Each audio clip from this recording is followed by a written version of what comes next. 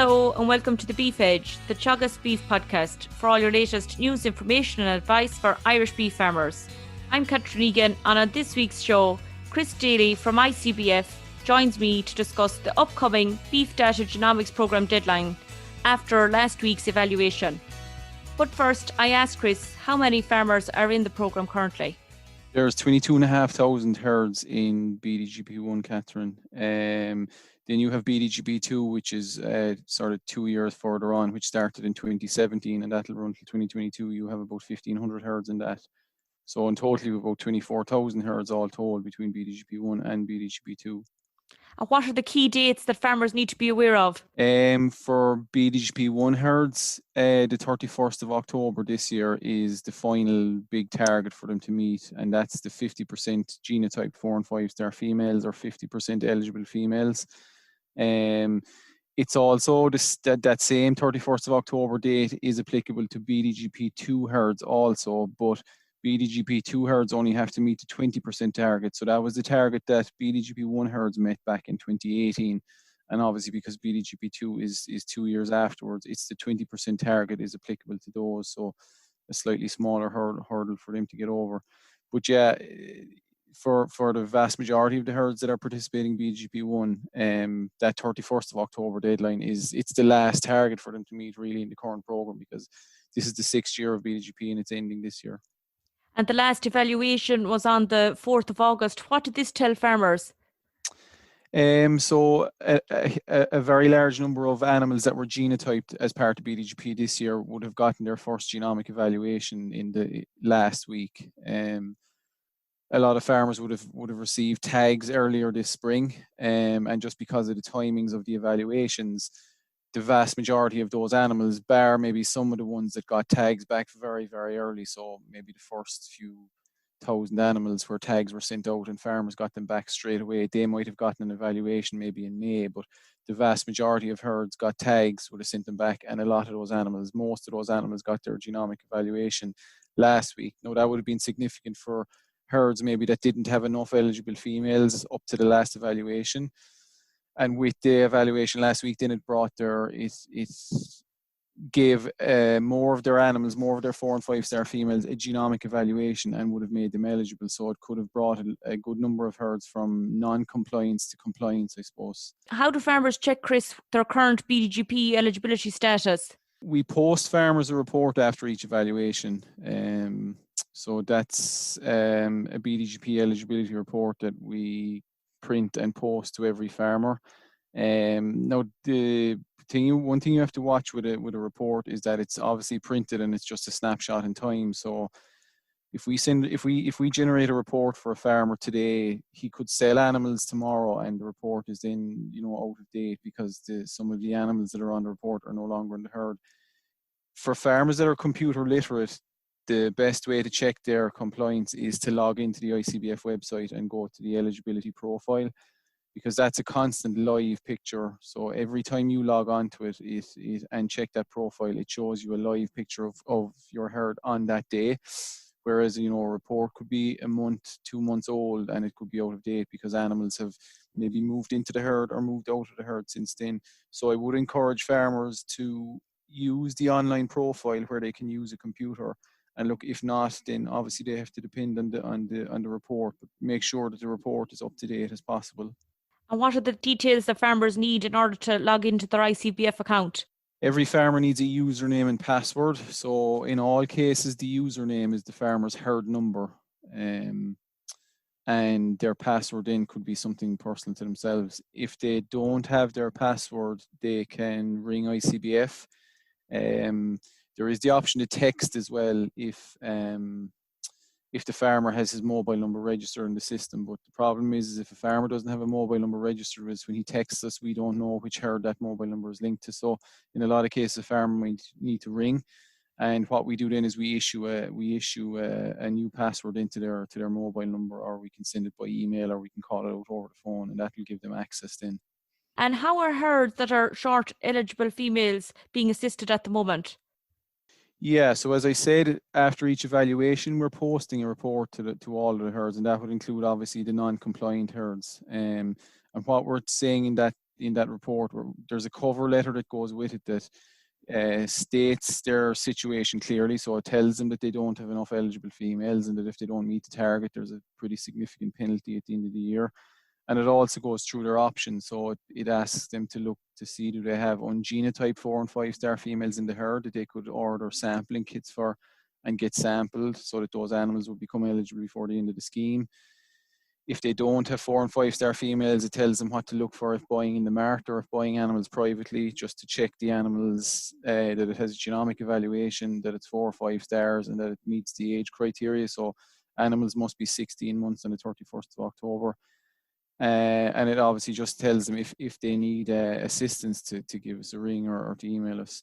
We've also started doing, over the last couple of weeks, the herds that aren't compliant, we've started phoning them, so individual phone calls, and those calls have been quite successful, and the farmers are very, very grateful to get those phone calls, because you can send letters to people sometimes, but at times people maybe don't take the time to read stuff, whereas a phone call seems to be much more effective. So they are being assisted in a lot of ways.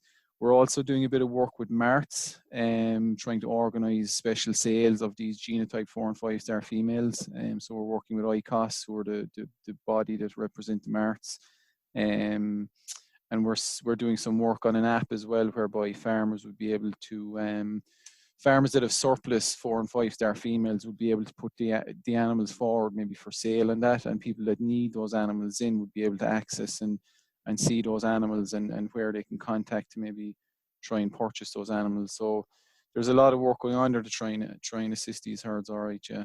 From the latest figures nationally, Chris, is there going to be a shortage of genotype cows and heifers to meet this requirement?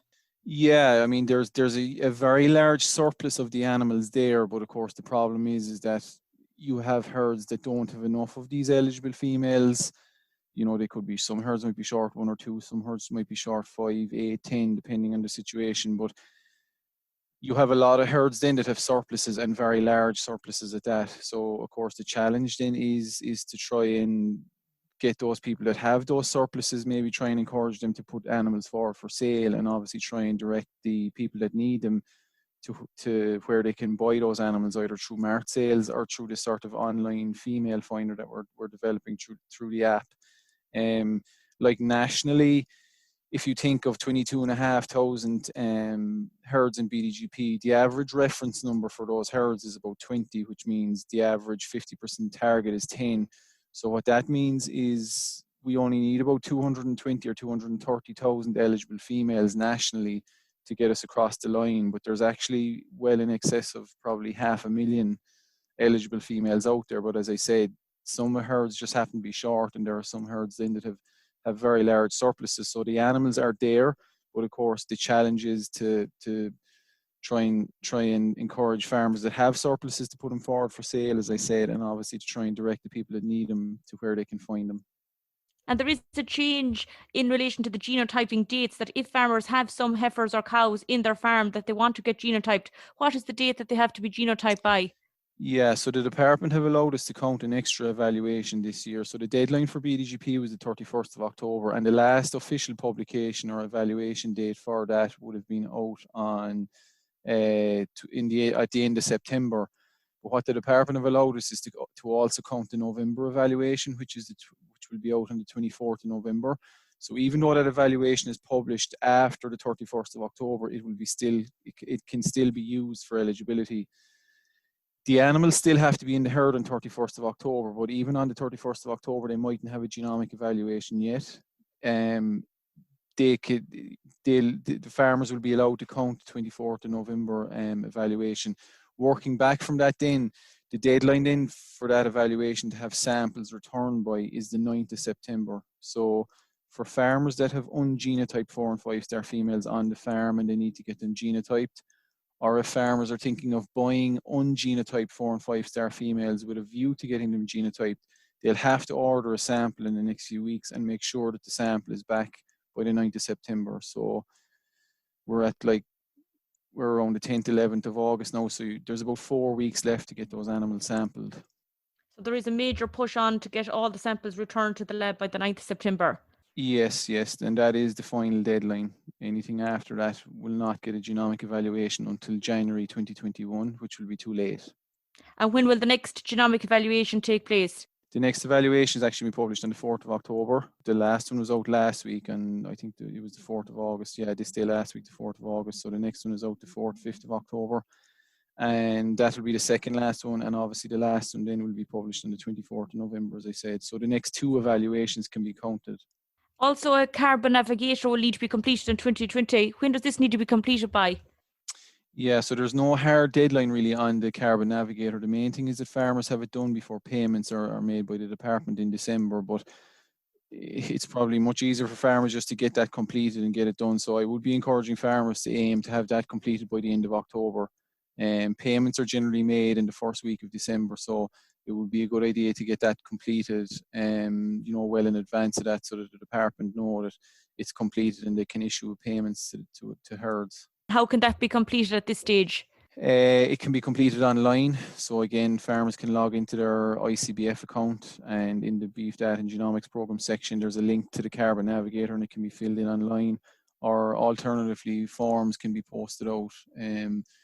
Any herds where the Carbon Navigator is still outstanding, forms are automatically posted to them maybe 2-3 times a year to try and encourage them to return it.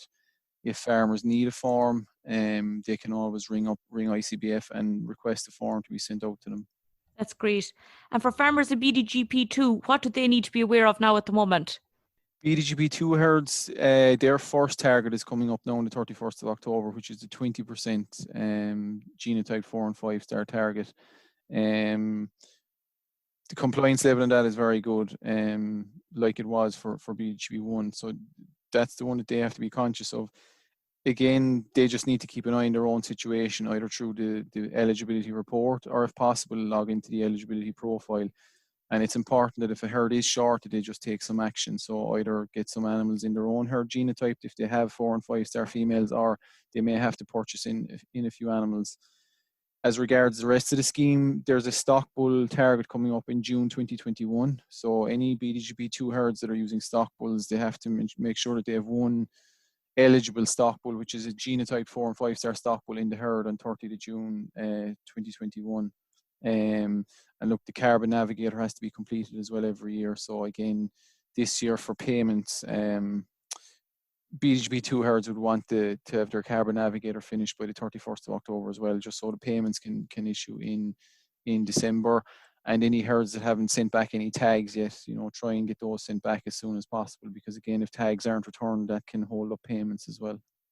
And finally, Chris, what should farmers do if they're unsure about their current BDGP status, or what's the best course of action to meet their targets? Yeah, I mean, the best advice I could give to anybody is just to talk to somebody who knows, if you're not compliant on some target, particularly the 50% genotype 4 and 5 star target this October, talk to your Teagasc advisor.